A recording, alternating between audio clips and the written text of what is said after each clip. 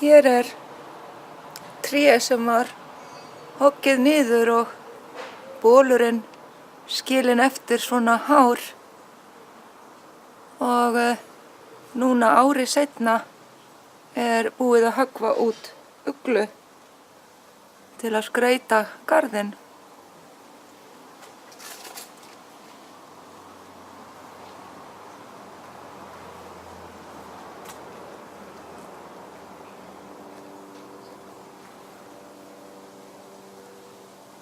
Og hún öll falleg. Þetta fríð ugla.